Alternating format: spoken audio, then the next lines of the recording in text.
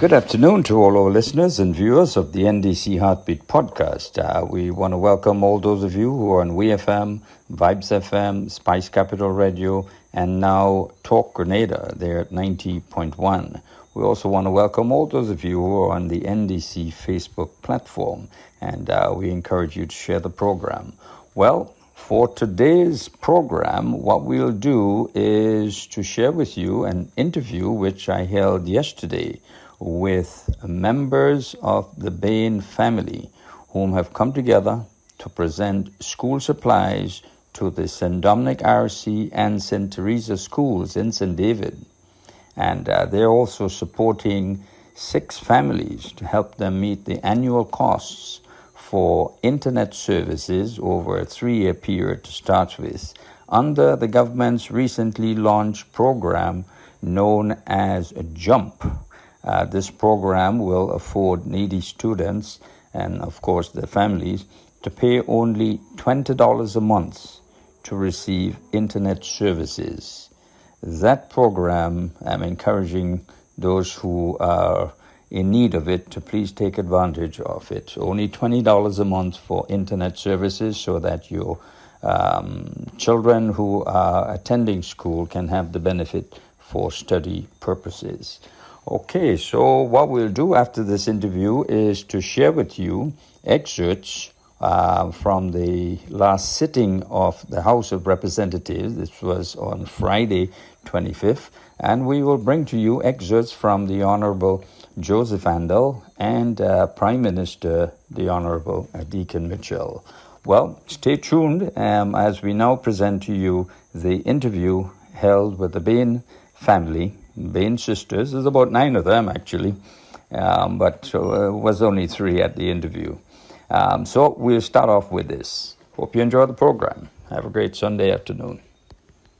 Today I'm privileged to meet with members of the Bain family whom have come together to raise funds to purchase items of school supplies for the St. Dominic RC School in St. David and the St. Teresa School in the same parish. So they have cleared the items, and next week Wednesday they'll be doing a formal delivery to these schools. So I want to use this as an opportunity to also invite other Grenadians out there, and there are hundreds, thousands of them, to adopt a school. No school in Grenada should go without adequate and necessary school supplies. And all of them out there have been at some point in time in their life in a school in Grenada. Be an annual initiative or every 2 years, 3 years, or as needed? I mean, it's ongoing. Yeah. It's ongoing. Right. There's no end date to it. Mm-hmm. We're just going to keep going, and hopefully we can expand the program. Okay. Maybe get some more people involved. Great. And expand the program. Fantastic. And you all are in close contact with the principals of these 2 schools? Yes, I got the names from the parliamentary office in St. David's. Right. But then I realized that the principal, I contacted them. Yeah. I realized the principals of the school are huge. We know them. Mm-hmm. It's like, Right. we know the parents, we know of them. I think Janice maybe interacts with some. Yeah. So we are in close You're contact. close. Definitely. And you've been part of that school when you were much, much younger. Much younger. Long time ago. Fantastic. I also understand that you have taken the initiative to assist a number of families with what is known as the JUMP program, an initiative which government has launched not too long ago to assist families in need where students are for internet services. Tell us about that. So, with the JUMP program, the government will subsidize internet access to families who have children registered at the primary or the secondary school. Right. But the family still has to pay $20 a month in order to be able to access the program. That's not $1 a day. It is not $1 a day, but for some people that's I a know, lot. still a lot. Yeah, and if you add it up over the year,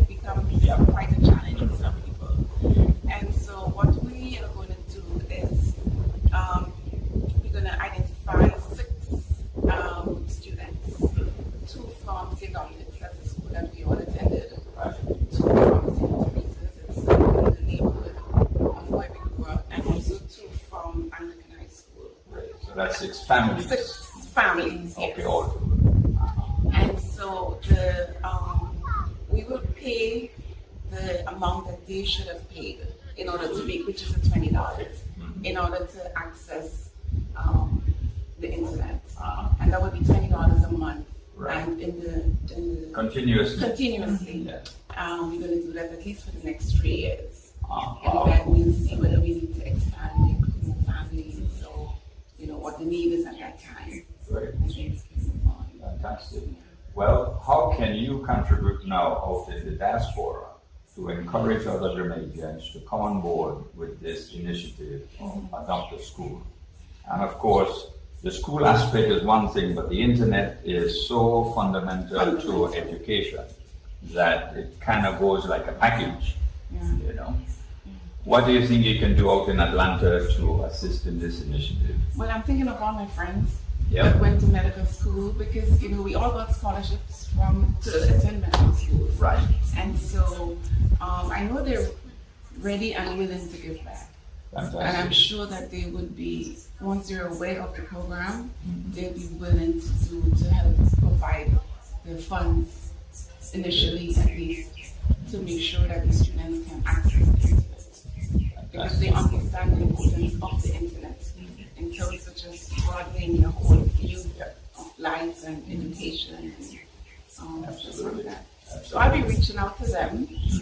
And already have a few in mind that I would reach out to and try to get them involved in adopting a school. Yeah, Adopt a School. Yeah. Well, it looks as though now you have your work cut out for you in Yeah. Atlanta. And of course, yourself in Canada. Yeah.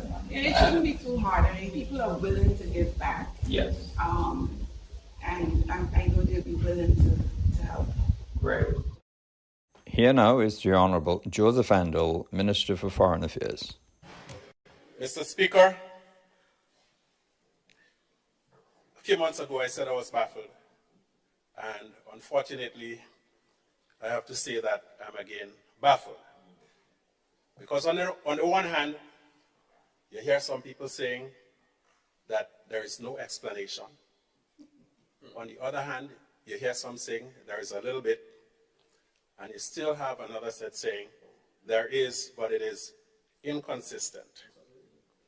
Maybe my brain is too simply wired to be able to follow all of these convoluted explanations or lack thereof, Mr. Speaker.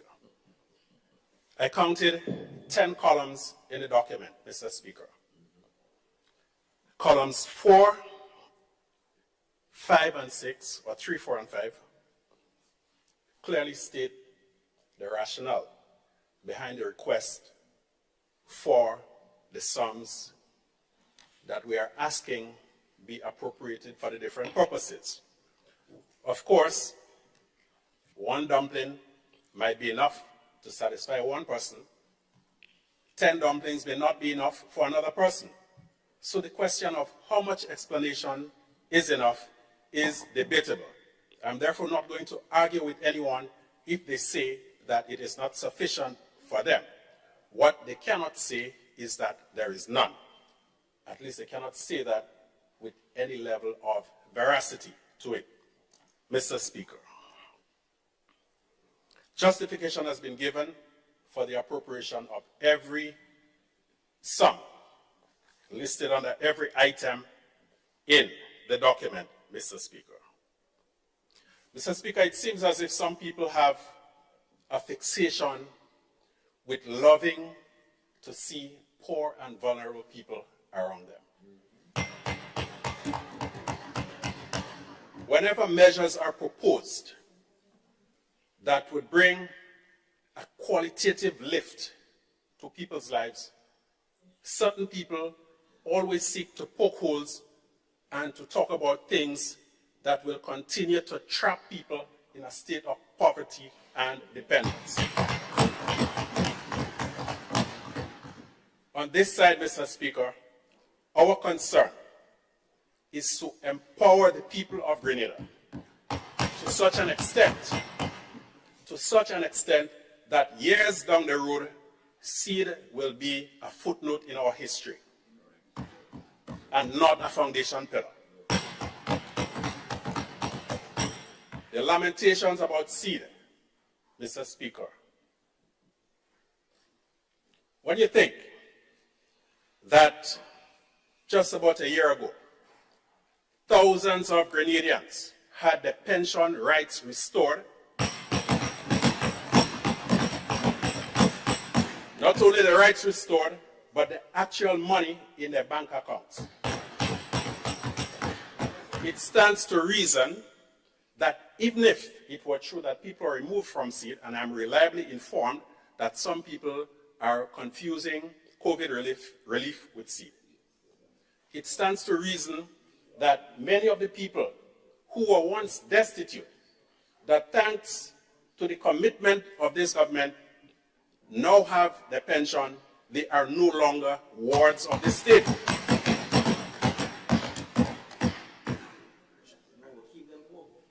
Mr. Speaker, mention was made of sub-minimum wage.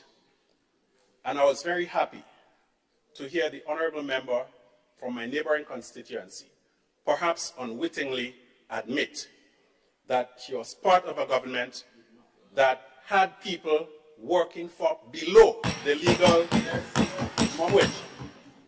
And so, Mr. Speaker, while we acknowledge that Rome was not built in a day, while we are all cognizant that the government coffers are not a bottomless pit, because unfortunately, we don't have no oil and gas.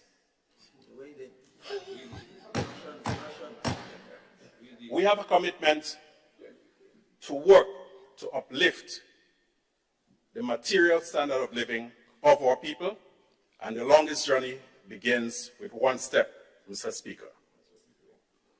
Mr. Speaker,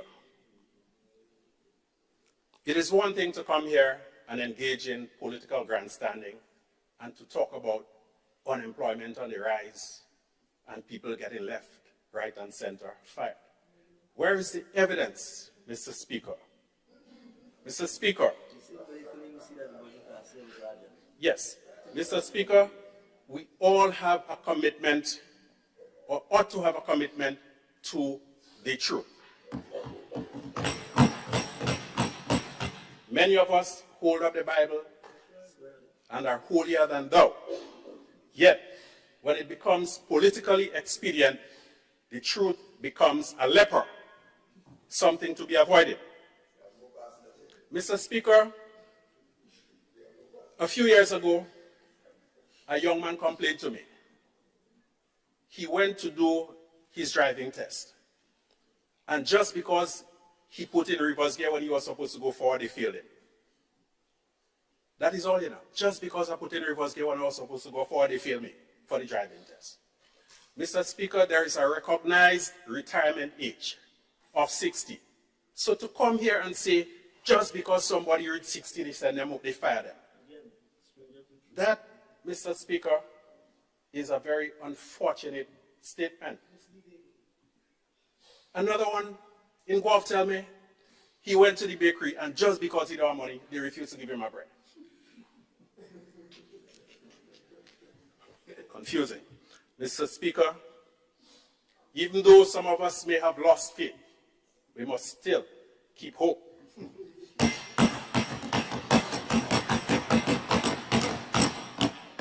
Mr. Speaker, a stranger listening to the proceedings may well come to the erroneous conclusion that we are living in a state where people are muzzled.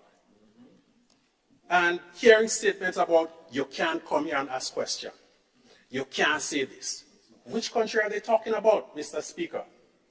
So to come here and ask a million questions unimpeded, and then in the same breath say, you can't ask questions, it reminds me of the gentleman who went to the TV station to say, sorry, I can't come here today. So, Speaker, the teacher in me won't allow me to be just a politician.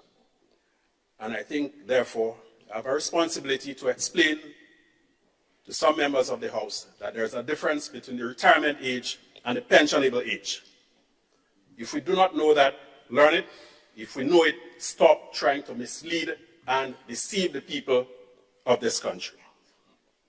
Here now is the Honourable Deacon Mitchell, Prime Minister of Grenada.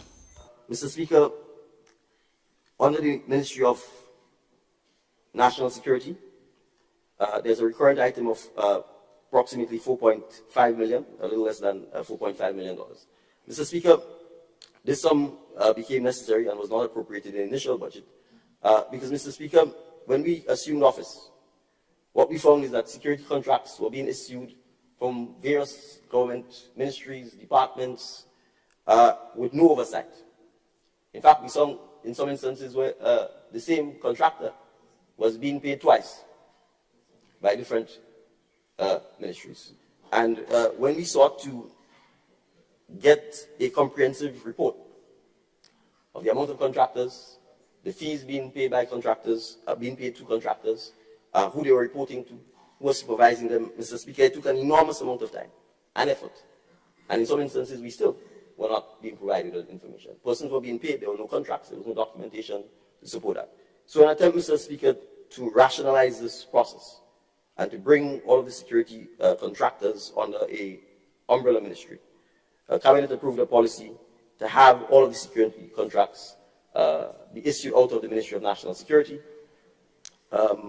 That allowed us, Mr. Speaker, to get a clear sense, first, of the number of contractors, two, of the rates that they were being paid, three, Mr. Speaker, for us to be able to assess their strengths and weaknesses and help some of these contractors to even understand basic things like how you prepare your invoice so that you can actually be paid properly by the Ministry of Finance. In doing so, Mr. Speaker, we discovered that there were some sites which were critical and did not have security, that required security. We also discovered, Mr. Speaker, that in fact the contractors were being paid beneath the minimum wage for security officers. And so, Mr. Speaker, without prompting, the ministry took the decision to comply with the law to ensure that the contractors are paid the minimum rate that are required for security officers. And as a result, Mr. Speaker, the sum of 4.5 million is required to address this issue. Mr. Speaker, the Ministry of Finance, which has the second, which has actually the largest allocation as part of the appropriation, split into a recurrent of $7 million and a capital of 60 million. I will address the capital of 60 million, Mr. Speaker. Mr. Speaker, this is necessary because this administration has had to treat with a number of issues in coming into office. And I will start with the positive one. We've made it clear, Mr. Speaker, that we intend to construct a state-of-the-art, climate-smart teaching hospital that will allow us to truly begin the process of transforming Grenada's health sector. To do so, Mr. Speaker, you obviously need to have land upon which to build the hospital. Mr. Speaker, the government has negotiated and come to terms with Grenada Real Estate Corporation, which hitherto would have been known for the purposes of land as Grenada Distillers Limited. And the government has, and Cabinet has approved, the purchase of 89 acres of land from Grenada Real Estate Corporation, located at Calavini, St. George, which will become the site of this new teaching hospital. We have, and Mr. Speaker, we've acquired all 89 acres because we want to ensure that we have complete control of the immediate environment in which the hospital is going to be situated, particularly when it comes to being able to control the future development of the area. The site, incidentally, as well, Mr. Speaker, also currently houses CARDI, the Caribbean Agricultural Research and Development Institute of the University of the West Indies, which has been occupying that site for several years, Mr. Speaker. And the government and previous governments have never regularized CARDI's possession or occupation of the land. And it has been an ongoing issue with the owners of the land, CARDI and the government. And so, Mr. Speaker, we expect that by this acquisition, we will also resolve this issue. Mr. Speaker, the purchase price for the land is $35 million. We have agreed to pay half of this in cash up front. The company has agreed to take the remaining half via bonds, which will be paid over a 7-year period. So it is not a case where, Mr. Speaker, it is all cash upfront. We expect that all of the necessary legalese that comes with this will be concluded shortly, so that we can get on, Mr. Speaker, with the nation's business of the construction of this hospital. And so, Mr. Speaker, the capital sum is required, is part of what is included in the 60 million. Second, Mr. Speaker, this government, Mr. Speaker, has taken a policy decision, which was a policy in practice going as far back as the founding father of this nation, Sir Eric Matthew Geary, that lands on Grandlands Beach and on the southern coast, which are prime lands for development, particularly in the tourist sector, should not be sold or alienated to private persons by way of freehold. And if you check the history of Grenada, Mr. Speaker, you would see that from Rex, Grenadian, which is now Royalton, it's leasehold. You would see, Mr. Speaker, the old Flamboyant site, Flamboyant Hotel site, is leasehold. The site above it, which was leased to Mr. Lennox Griffith's family, is leasehold. The original Mount Cinnamon site, all of it, was leasehold. Spice Inn, leasehold. The site occupied by St. George's University, its original campus, leasehold. Hoyaba, leasehold. Alamanda, leasehold. Radisson, and in all of its formations, because it's gone through a number of rebranding over the years, leasehold. The site where even the gas station is after Radisson, leasehold. The site that is now Crown City, formerly in the possession of South City, formerly in the possession of Mr. Debug, leasehold. The former administration, Mr. Speaker,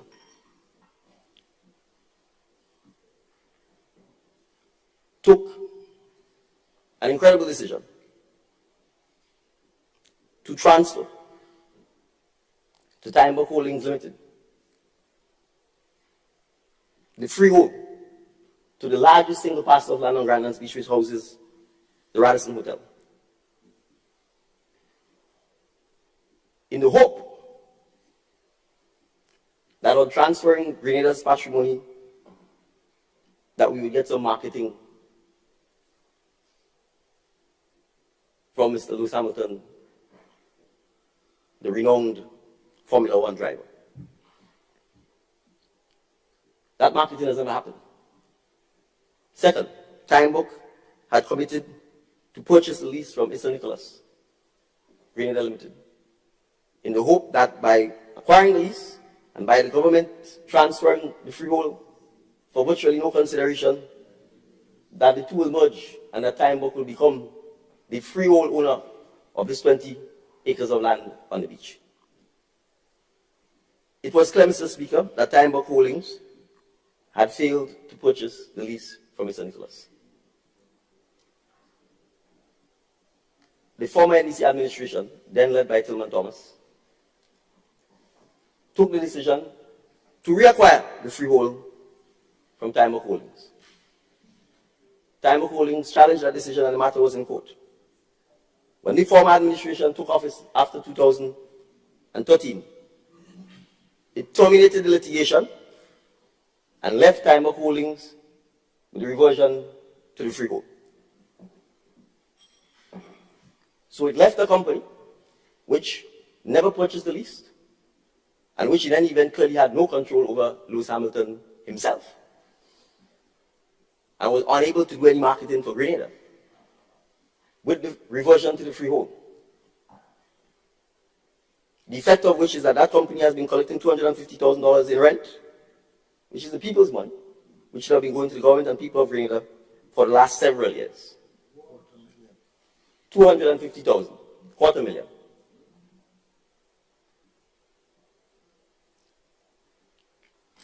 time of holdings, Mr. Speaker, it gets worse. Took the decision that it would, in fact, recognize it, that it doesn't have possession of the hotel site because it never purchased the lease from Eastern Nicholas Grain Limited. Took the decision in recent time, Mr. Speaker, that it was going to sell the freehold. And in fact, it approached Eastern Nicholas Grain Limited to buy the freehold. The effect of which, Mr. Speaker, if it happened, is that an entire 20 acres of land would have become freehold in the hands of a private entity. Or worse yet, they could have sold it to somebody else other than Eastern Nicholas Grain Limited, and that somebody else would then be collecting the rent. Mr. Speaker, we have taken the policy decision that any state or crown lands will only be transferred by a lease.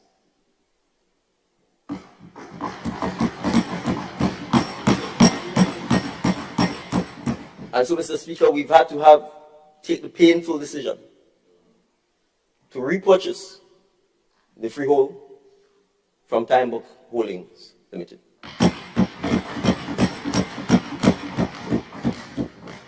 The sale agreement has been signed. The deposit is in the process of being paid. We'll complete this in an amicable manner, so that henceforth, going forward, it is the people of Grenada who will be the landlords to the site and will receive rent. And when we say we are taking a policy, Mr. Speaker, we are going to go further. We are going to bring legislation in this parliament to ensure that future governments, they'll have to be brave enough to come and repeal the legislation if they wish to outright sell lands on Grandon's Beach and on some of the key coastal areas where the Crown or the state still owns lands. And Mr. Speaker, let me explain why leases are important. Students of history will know that, for example, the Panama Canal was built by the Americans.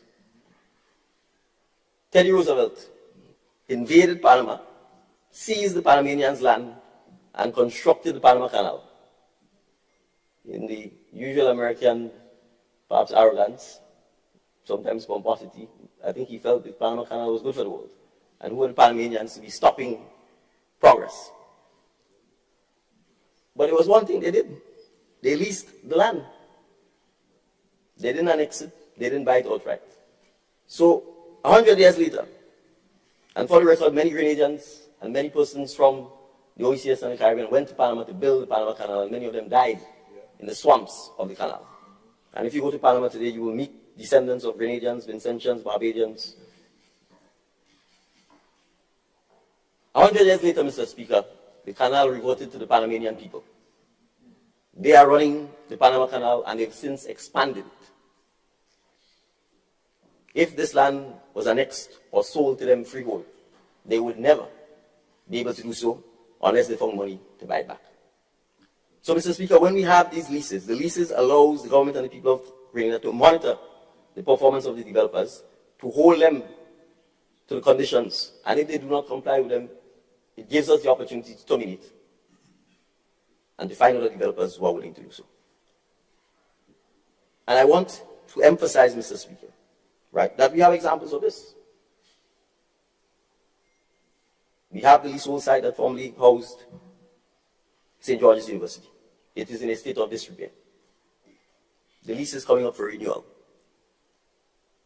If it was not leasehold land, do you think we could have tell the owners of the developers anything? It's freehold, it's their land, they could sit on it.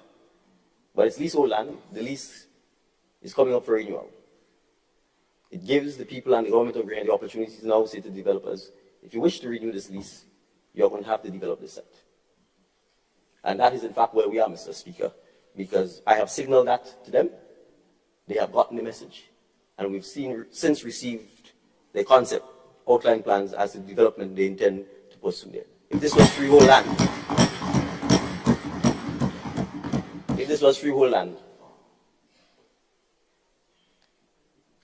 we would not have been able to do so. So, Mr. Speaker, we've had to undergo the pain of repurchasing the reversion to the freehold for Radisson. We are well on our way to doing so. And going forward, the people of Grenada can rest assured that we therefore have not only the right to receive the rents, but also the ability to partner with the developer to ensure that the hotel itself is developed in a manner that we can all be proud of. If it was freehold, there is very little that you could have done outside of fiscal policy, etc., to address the type and quality of hotel that is there. Finally, Mr. Speaker,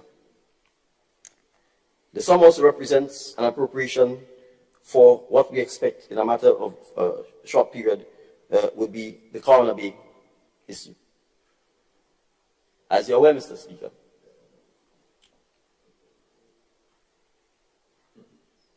this administration placed Grenada in a position where exit proceedings were commenced against the state of Grenada by the developers of Coroner Bay, and the site has literally become a white elephant, prominently sticking out at the southern end of the Montrouge, southern of the Grandlands Beach, northern end of the Montrouge cliff hillside.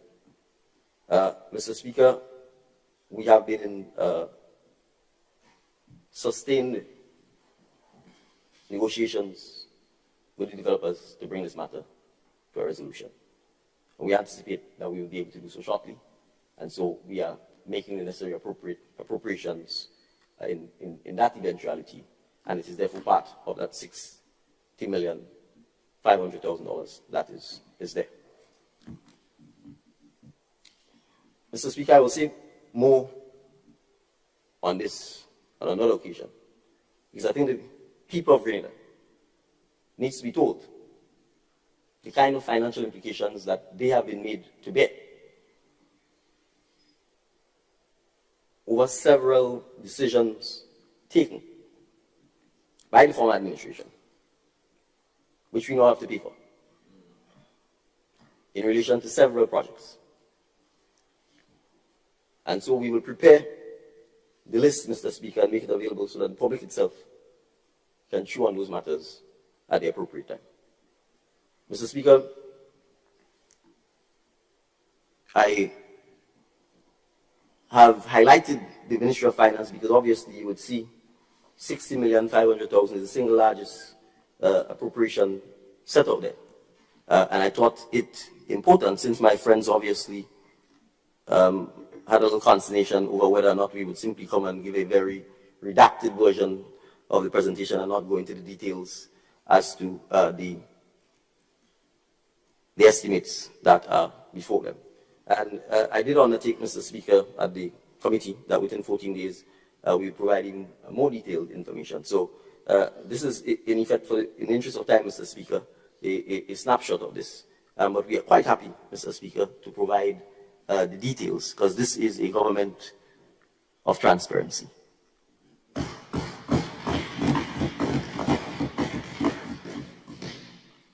Mr. Speaker, if I may briefly move on, I don't think I need to speak to the Ministry of Economic Development because my distinguished colleague from the constituency of St. Andrews Southwest has done so. Mr. Speaker, I will spend a little time on the Ministry of Infrastructure because there are several appropriations under the ministry. And I will just simply go through them in some detail. Mr. Speaker, there's a sum for $1 million to provide additional allocations for compensation for land acquisition. Mr. Speaker, as you're aware, once you are dealing with things like road repairs, road improvements, road expansions, that oftentimes you face the possibility of having to acquire private lands in order to treat with that.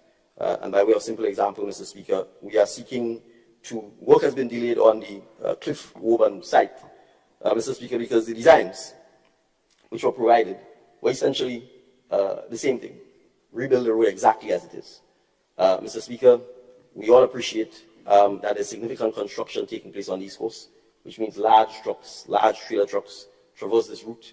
Some of these corners are literally hairpin corners, and we have to improve the line of sight. We have to widen the road, in addition to dealing with rock and land slippage, as well as significant retaining walls.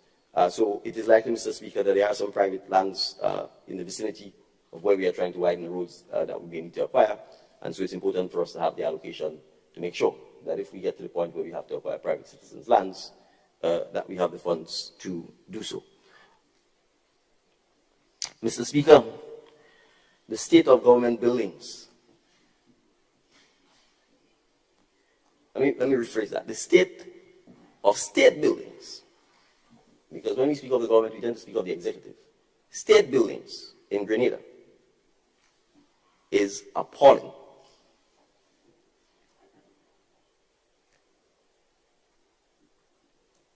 And we're in Parliament, and I want to make this point because since becoming Prime Minister, Mr. Speaker, I've begun to observe,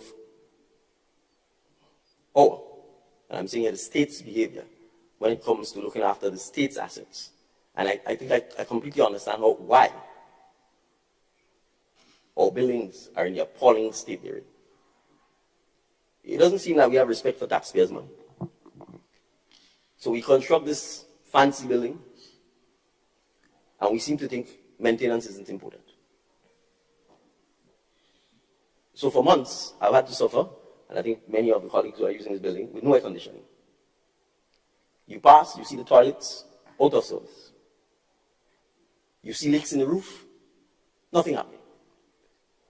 And it goes on for months, then years. And then people have to deal with mold, hot, unbearable working conditions. I don't know why in a tropical country we use carpets. And it goes on and on and on. It is embarrassing. The workers can't work. They have to go home early. They walk in, they start losing their voices.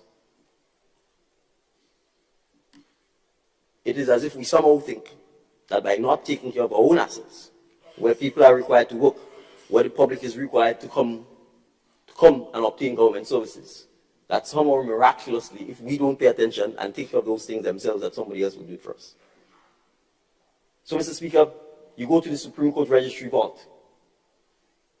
The Supreme Court Registry Vault, which hosts litigation involving the state and criminals, litigation involving private citizens, people divorce papers, land title deeds. The entire history of Grenada from 1700 come up. And you're in there, Mr. Speaker, the entire roof is collapsing. The steel is falling apart. It is so hot you can't even stay inside of it. All of the records, you don't even have to touch them. They've gotten so brittle that the wind is actually destroying them. So for the past 25 years, Mr. Speaker, to a large extent, we have allowed government buildings to simply fall apart. The air-conditioned system in the Ministry of Finance. The Minister of Finance is sitting in the Ministry of Infrastructure because there's no office for him.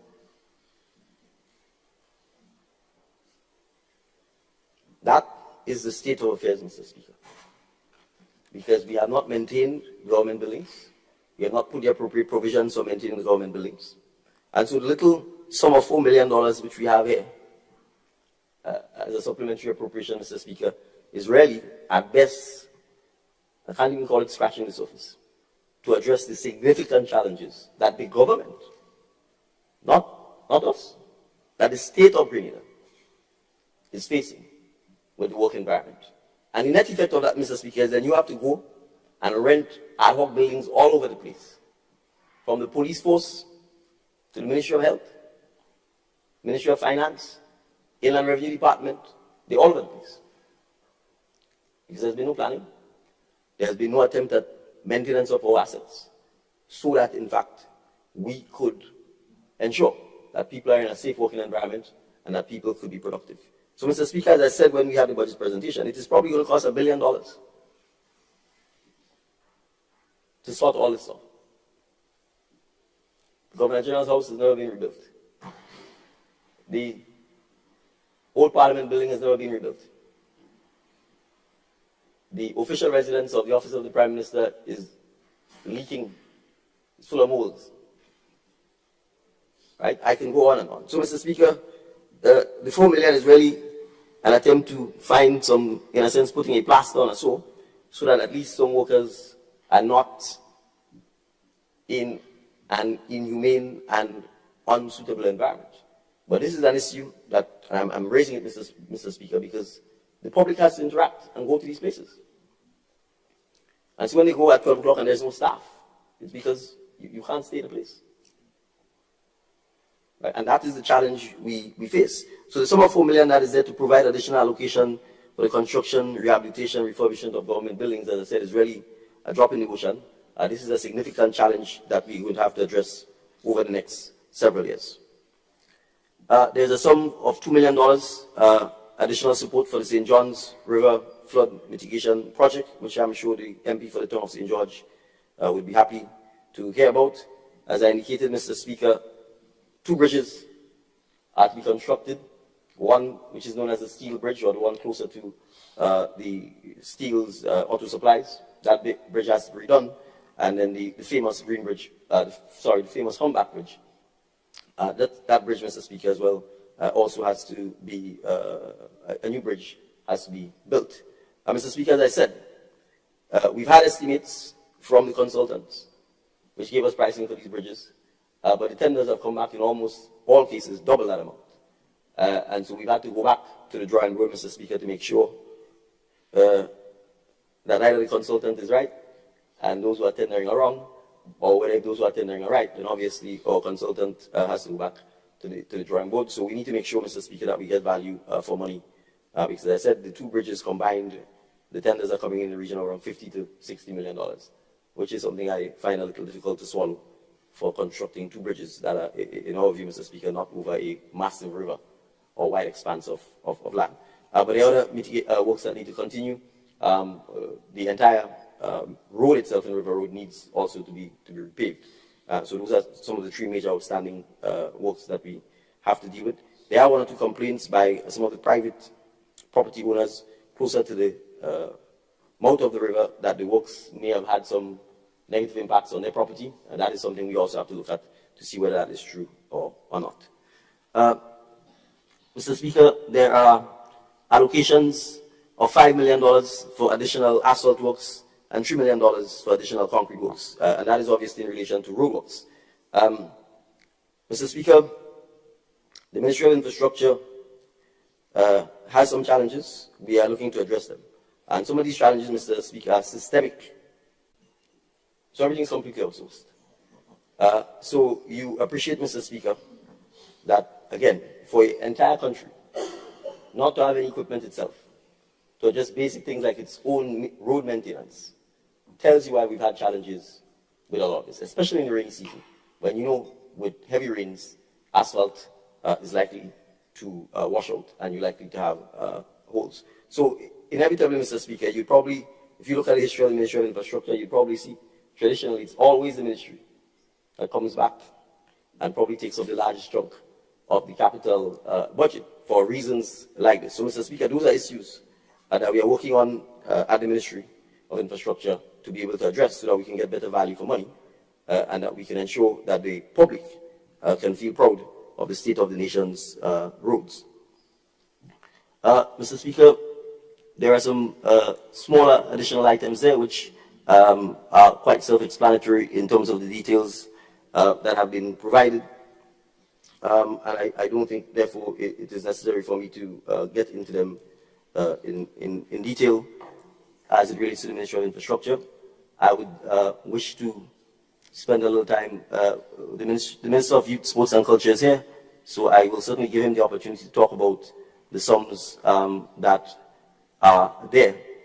Save that I perhaps, if he permits me to still his thunder a little bit, I want to talk a little bit about the $2.5 million allocation for TAMCC and NULO.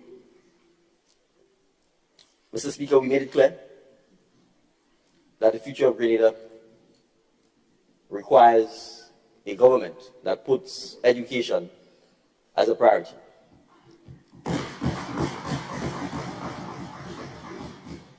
And you must have access to education. If you have no access to education, you have no education. And so financial barriers that prevents persons in our communities from accessing education is something that this government is committed to doing, to ensuring that we can eliminate as much as possible. So, Mr. Speaker, We took the decision on entering office last year to remove all of these registration and associated fees for primary and secondary school. We have now taken the more aggressive and progressive step of removing the tuition fees for all persons who've been admitted to the TMR Community College and the New Life organization effective this school term or semester, Mr. Speaker. So our young people and their parents no longer have to pay that tuition to attend the TMR Community College or to attend NULO. So we are committed to ensuring that our citizens get the education that they so desperately need, so that they can create and recreate Grenada over the next 50 years in their image, because they would have the solid foundation that is required to do so. And Mr. Speaker, let's make no bones about this. There is a direct relationship between a country's development and the percentage of its gross domestic product that it spends on education. And if we want to ensure that Grenada continues to develop and continues to provide hope for the next generation of Grenadians, as leaders, we are required to do everything humanly possible to ensure that all citizens have not just access to education, but the quality and the kind of education that is required to ensure that it can function in the 21st and 22nd century. And so, Mr. Speaker, we are quite happy to have the state assume this, so that all the citizens who desire to go to the MCC, all who desire to go to NULO, can do so. And I just want to make the point here, Mr. Speaker, that NULO doesn't just take people who are 18 and 17 and 16 years old. Many instances you find people in the 20s and even in the 30s getting a second chance because it is called New Life Organization, a chance at a second chance. So this is an opportunity for persons who are in their late 20s and their 30s themselves, who perhaps for whatever reason may not have been able to go to NULO before, or even to MCC, have the opportunity to do so now because the tuition is being paid by the state. And Mr. Speaker, I just want to make this point because you see, oftentimes when we talk about education, we try and always make it seem it's a lot of money and find all kind of excuses to not doing it. It's not a lot of money, Mr. Speaker. It's $2.5 million. $2.5 million. And the kind of wastage, I'll come back to that list that I talk about, the kind of wastage and the burden that Grenadians have had to bear because of some decisions made in the past, Mr. Speaker, 10 times that. So let's spend the money on our children. Let's spend the money on educating our young. So, Mr. Speaker, I hope that my summary presentation is clear that we are not trying to avoid debate or we are not trying to present the information to justify the appropriations. I think the Minister of Finance, knowing that we all have this information before us, certainly in terms of vote, in terms of ministry, in terms of the intended use, the amount, and why it has become necessary to have this appropriation, thought that we were perhaps more interested, as he said, in not having these figures spelled out in this sort of serial manner. And it was not any attempt by us to not present the appropriations which we all have in electronic form. And I think we had assumed that that's the whole point of having computers and information being provided in advance so that we can study it, which has been the theme of this morning, ensuring we have information in advance so that we can study it and digest it. And therefore, I think we were quite happy to just get straight into, as I said, debate rather than a detailed formal presentation. But be that as it may, Mr. Speaker, I certainly give full support to the motion and encourage all members of the House to do so. Thank you, Mr. Speaker. Here now is Minister for Education, the Honourable David Andrew, on the subject of school assistance and the school uniform program. The Ministry of Education, Youth, Sports and Culture is delighted to announce the launch of the 2023-2024 School Uniform and School Supplies Assistance Program. Now, this year we are very delighted that we are able to present this assistance in the form of machine-readable codes, better known as QR codes. And our vendors have been trained, and so there'll be additional information coming to you, the public, but the machines or the terminals are already stationed at the vendors. And for those of you who have applied to the program, we alert you that you can begin shopping as soon as you receive your text message, your QR code that will come to you through text message. Note, I say through text message. And once you receive those, you are free to go to the vendors in your various communities across Grenada, Carriacou, and Petite Martinique to have your purchases made. If you sent your application through emails, you can get your notification through emails as well. So you can get it through text or emails if you did both. So at this point, we are very, very happy that we have been able to move away from the paper-based voucher. In fact, it was tried once before. So we are happy to be able to get back to this place as we move forward, as we move to an era where we capitalize and benefit from the technologies. We are moving in that direction. And so we are happy to embrace the machine-readable codes, the QR codes that are now being used and proposed. So we are very delighted about that. And at this point, we want to take the opportunity to thank all of our stakeholders. We want to thank the schools, our principals and teachers, who were the first agents through which we got the number of persons who have now applied and who will be successful in this program. We want to thank our vendors who have agreed to partner with the Ministry of Education in this regard. We want to thank all of our stakeholders and the persons in various ministries, the Ministry of Education and our ICT team here, and the persons in ICT, the Department of ICT, for their assistance and collaboration in seeing this come to fruition. We are very delighted that we are able to work and further support our nation's children, along with all that has been happening by way of tuition removal and by way of the removing of fees at various levels, primary, secondary, and TAMCC NULO. We are happy to also announce the start of this year's School Uniform and School Supplies Assistance Program. So we encourage all of you to make the best of it.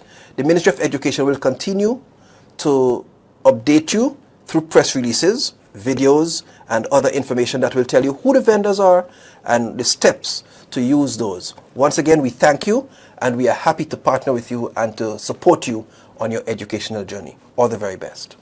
The preceding was a statement by the Honorable David Andrew, Minister for Education, Youth, Sports and Culture, on the launch of the 2023-2024 School Uniform and School Supplies Assistance Program.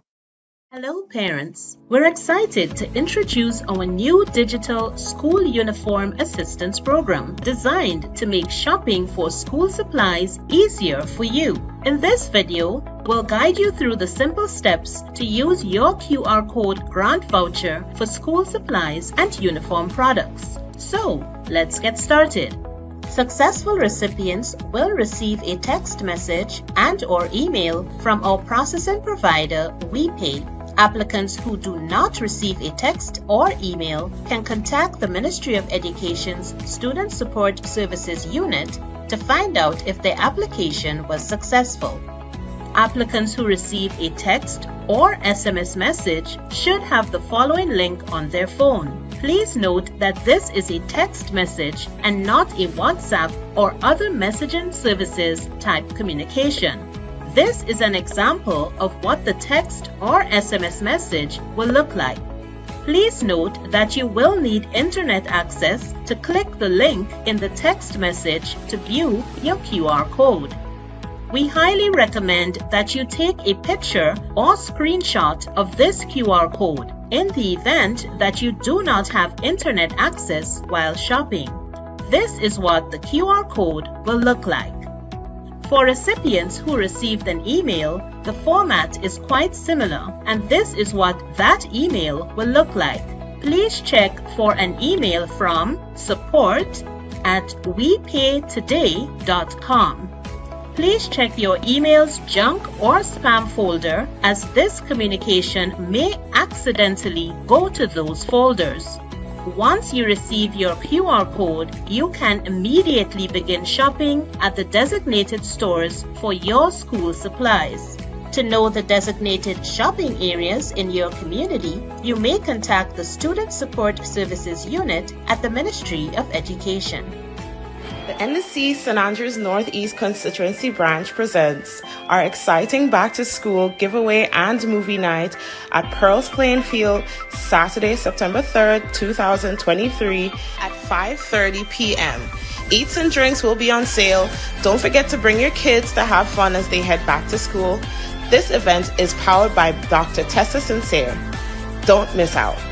Thank you for joining the Heartbeat today, and join us again next Sunday when we do it all over again. Have a great Sunday afternoon. Goodbye.